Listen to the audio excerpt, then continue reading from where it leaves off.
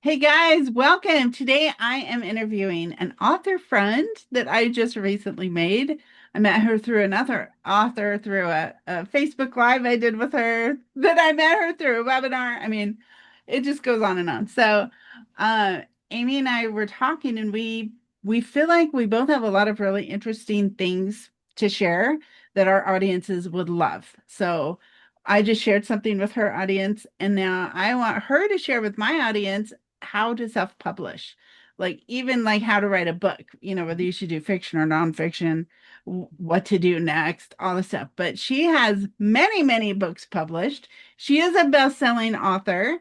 And so I'm excited to have her talk to you guys. So you guys, welcome, Amey Ziegler. Thank you, Kelly. It has been so much fun to sit and talk with you this last little bit, and I'm just so grateful that we can make friends through other friends. What a great thing. And I love the internet that we can do this these Oh, days. me too. I just wanted to share a little bit about me of why I decided to go self-publish. We call it indie or indie publishing Mm. in the biz. People be like, go indie instead of trad, instead of traditional publishing, which would be, the big five over there in New York. I don't know what the big five are. Some people call it the big four. It doesn't matter. But get an agent, the traditional publishing route. So I actually started out with a small press, and I love my small press, and I would recommend them to anyone. Love them to death. But I self-published my first book when they wouldn't be able to take enough of my books. Like I had too many manuscripts with them. They were like, oh, hold on, we have to wait to work on that one until we publish these other ones. And so hold off on that. And I was like, well, all my friends are publishing indie. Let me just throw it out into the world and see what happens. Well, I did some tactics that I had learned, and I'm going to share some of these resources with you in a document later, and a couple that we're going to talk about today. But I threw it up and I kind of waited. I put it on a 99-cent sale, and it just soared to the top of the Amazon lists, and it just stayed there. And I made like 10 times from that one book than all my other books that I had published combined. And still today, Wow. it has over like close to 1 million page reads on KU, and still outsells all my other books. So it was just a great book to start with. And some of that was just Awesome. luck. Like if I had Wow. done this with maybe one of my other books, it probably would have just went, but I had a great product. So I have a couple of things that I want you to ask yourself if you're thinking about self-publishing, writing that book, where to go, how to start. And the first question is what kind of author are you? Are you an author that you just want to write? You don't want to do any of the marketing. You don't want to do anything. You just want to write. Then I would say go ahead and go that traditional publishing route. Go get an agent. Go do that. But if you're thinking, hey, I want a little bit more control over my covers, I want to be able to control the publishing process. I'm brave. I'm willing to take risks. I'm willing to fail. Then go ahead and come and join the indie authors over on this side. It's a lot of fun. It's a lot of hard work, but it is extremely rewarding because basically you're running your own small publishing business, which is can be difficult. There's a lot of challenges up and down. So the first thing is, where are you on that like comfort risk scale, right? Because if you are, just like, oh, I don't want to pay for covers, I don't want to have to, do all the marketing myself, then maybe traditional publishing is for you. And that's okay. There's no wrong answer. In fact, I love being a hybrid author. I still have some of my books with my small press, and I will probably leave them there for quite some time. And I love them. Like I said, I love them. But if you want to be able to be more agile, if you want to be able to change your covers, if you want to be able to access your audience a little bit more readily, then indie or self-publishing is probably your route. So my next question is, um, do you write fiction or nonfiction? Because this is going to be another dividing line. Not that we're dividing. A lot of indie authors, they also write books on how to write or how to publish. And I'll mention a couple of those at the end when we're talking about resources. So with a non fiction, you want to start with an audience. You need to have some kind of platform. People need to know who you are because it's really difficult to be like, look, I have this book on blah, blah, blah, blah, blah. And people are like, who are you and why should we listen to you? You need Right. to be an expert. you need to have a platform. And even if you go traditionally published, they are going to want to know if you have an audience first. And so with self-publishing, if you're doing nonfiction, gain an audience first. So go on social media, go on TikTok, start your campaign, your crusade for whatever it is you're going to write this nonfiction book about, and gain that audience first. And then start self-publish. Then be like, hey, you liked all of these ideas? I gathered them up and I put them in a book and you can have them all in one place, right? So that's a totally different ballgame than fiction. And I write a lot of fiction. I have one nonfiction book about storytelling. It's called Binge Watching for Storytelling, but I don't write a lot of nonfiction. I mostly write fiction because I am interested in telling stories. I believe that story is super powerful, that it connects us, that it teaches us about ourselves and the world around us. And that's really where my strengths lie. And I would say if you are going to write fiction or nonfiction, I would say my number one thing that you need to do is write a good book. That is king. Yeah. Write a good book. So how do you write a good book? Well, you learn and you write and you get feedback, and then you stumble, you fail, you might get some feedback that says this is, awful, and that's fine. You cry for 2 weeks and then you get it back out and you start again. Because this has happened to me before many times. I am not a natural writer. I had to work very hard for my writing skills. Like, I have fun creative ideas, but getting them out on paper was very difficult for me to story and sequence and scene and sequel, like all of these things. So first thing, write a good book. So you have to study your craft. You need to get feedback. You need to ask people to follow you and support you, like on social media. If you're getting ready, if you haven't started, get that social media account, because you also, kind of like the nonfiction, you kind of want to gather an audience to you, right? You want them to support you in your journey. If I could go back and tell my younger self, I would be like, get on that social media account and ask people to cheer you on, because I think that is really great for you and for building an audience. So step one is write a good book, study the craft. And those are kind of the same things. The next thing you want to do is actually study the market. And I kind of started doing this now as I write the book. And the reason why is because when I first started writing, I didn't know what I was writing. I would write a book that I just loved, and I loved writing it. I loved reading it. And then I looked back and I was like, okay, what genre is this anyway? It has some mystery, it has some action, it has comedy. So I do have an action adventure romantic mystery that's out there, and I'm not exactly sure where it fits in the universe. It's sold. I mean, people liked reading it. They were like, what is this? I want more of this. In fact, in one of my reviews, the guy's like, you'll never know what you're going to get with an Amey Ziegler book, but I just know I'm going to like it. And I'm like, that's awesome. That's awesome. That's it. So the other thing with that, study the market, is study where you fit in the market and where you want to sell. Be thinking, where does this book go on a bookshelf? Or if you're going to self-publish, where is it going to go in the Amazon store? So you can go and look up all the Amazon categories, and then from there you can drill down to subcategories. So there are subcategories for YA, coming of age, dandelion fiction or something. It's not really that, but they're pretty specific. They used to be more specific, but then Amazon kind of went back and said, okay, you can only drill down to a certain number. So study the market and do that while you're writing a book, because that will help you kind of sell later, instead of being like, what is this book? I don't know what it is. And you're trying to tell people, hey, buy my book. It's really good, but I don't know what it is. Because in marketing, the first question people want to know is, what is it? Right? So if you can't concisely tell people what is it, then think about that while you're writing your story. And I call that right to marketing. That is studying covers. That is thinking about the kinds of tropes that you're going to use. So in fantasy, you can use things that fantasy users typically use. Like, if you like dragons, put dragons in there. If you like veneers, like magical glamours, then put that in there. But do stuff that's kind of already been done that people can recognize. You can do it in your own way. And that's where creativity comes in. But do stuff that's recognizable, instead of saying, yeah, I have this hybrid. It's kind of fantasy, it's kind of science fiction, but it's set in, historical times, and people are like, what are you writing? define it first, write it later is what I always say. Okay. And then you have to send out your book. So I actually call this promotion. I call marketing the work that I do before I write a book. That is, who am I writing it to? Yeah. Where am I going to find this in the Amazon store? What kind of the cover am I looking at? And then I talk about book promo. Book promo is what you do after you've written the book.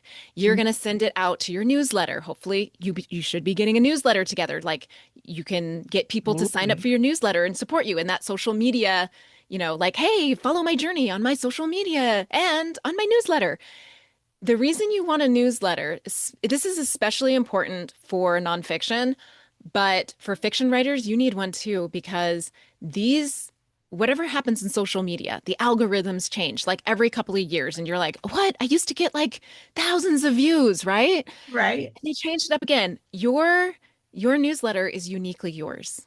And it's a direct contact to your readers. And I like having more connection with my readers, but your newsletter is your tool to do that. I also connect through social media and everything else, but those are the big ones. So promotion is what you do to sell your book after it's published. And so newsletters, you can use other people's newsletters. I do newsletter swaps through Story Origin. Book Funnel has promos. Um, you can do 99-cent sales through BookBub and do their newsletters. They also have like Robbins Reads and all these other places where they will advertise your book for you when you have a sale.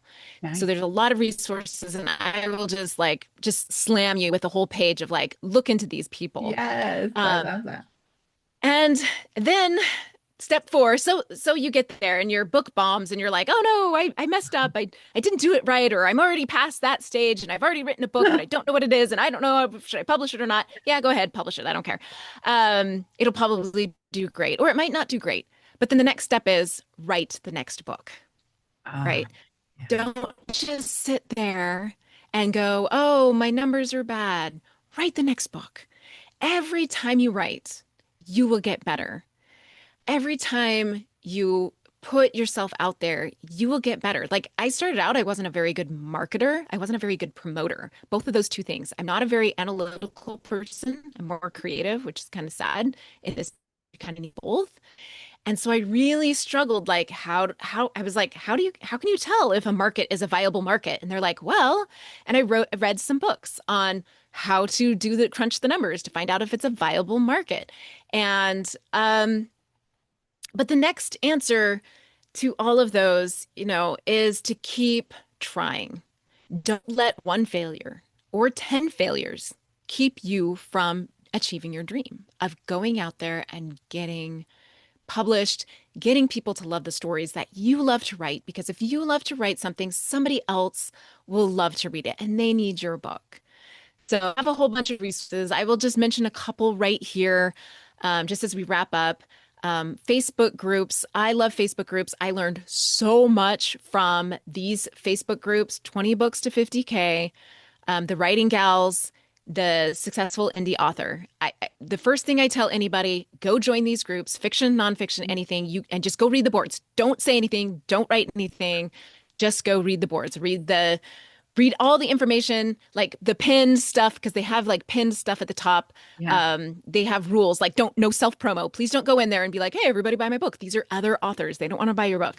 Um, and learn. Just learn, like just glean, because that's what I did. I just stalked, I lurked, and I just read and I looked what other people were doing, what made them, what they were doing. I'd check out their books, I'd check out their, their Instagram profiles. I was like, what are they doing? And how can I do that in my own way? And so I will compile this list of these beautiful resources, both for writing a better book and for all the publishing, like the self-publishing on the back end. I have a whole library of those nonfiction books. Whoever's writing those, they're making money off of me.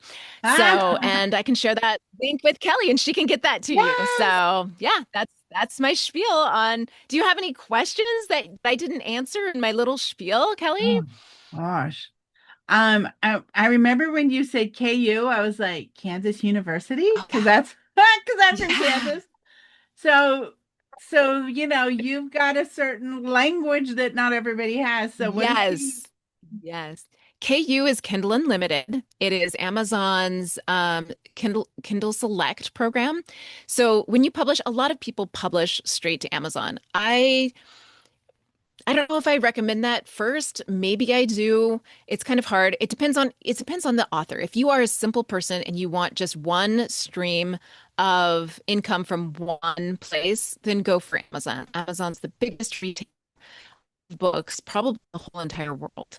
And so getting your books up on Amazon and then enrolling in these Amazon exclusive 3-month stints of they get rights to your book only. Like you can only post it there, you can only share it Mm. there, then Amazon will put you in their Kindle Unlimited program. That means that author or readers who are just looking through your genres, through your categories, and they're looking for different books, Yeah. they will see your book and say, hey, you know what? It doesn't cost me anything to check out your book. I like your cover. Your blurb sounds interesting. Click.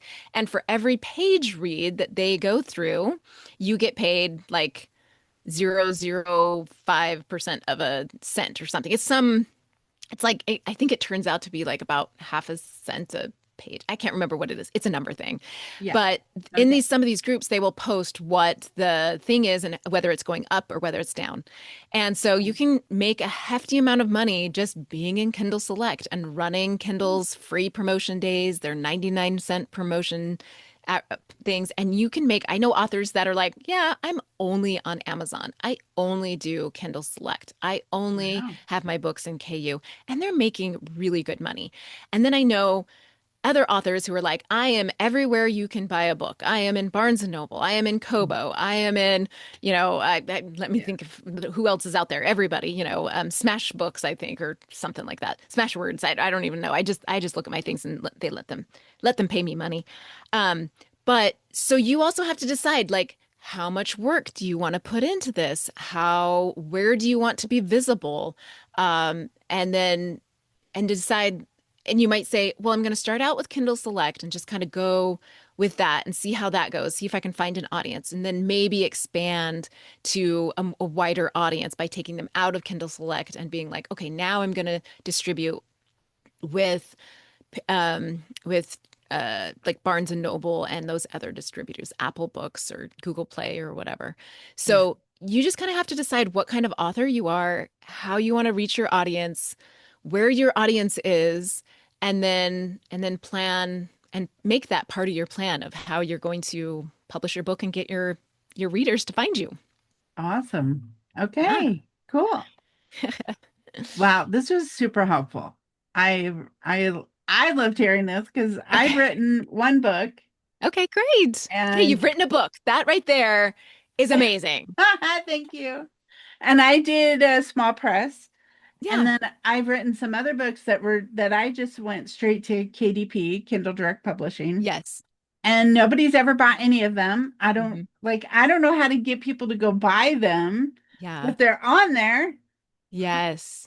So, I uh, would have to say that finding the audience and getting your book in front of that audience is probably the most challenging thing for me as an indie oh, publisher. that makes sense. Um, and social media has made that easier because you can kind of say, okay, where are um ladies between 40 and 85 who read, humorous women's contemporary romance, women's fiction? Where do they hang out? Well, I go, they're on Facebook. They're not on TikTok. They're on Def- Facebook. right. And Definitely Facebook. yes, and so I run ads to some of my like my Kindle, the stuff that's in my Kindle Unlimited. And then sometimes I actually have my own direct store. So sometimes I run ads to book bundles on my direct store as well Oh, on Facebook for those nice. two things. But almost everything else I'll do on TikTok and Instagram. It's just a different audience. Yeah, true. Okay, cool. That's awesome. So know your audience, I guess, would be in there Know somewhere your too. audience. Super important. Yeah. I would Yeah. put that under the step of right to marketing because you want to Yeah. know who it is that you're writing for and where they hang out and how you're going to like present this book. Like I do really pretty covers for my YA fantasy, and I launched those actually with like BackerKit, which is a crowdfunding platform, and they did Oh, really well there. Yeah. So nice. just there's Okay. lots of different avenues if you want choices, if you're okay with, if you're not risk averse, because people who are risk averse are usually like, oh, I don't know that I want to do that. And that's okay. That's not a bad thing.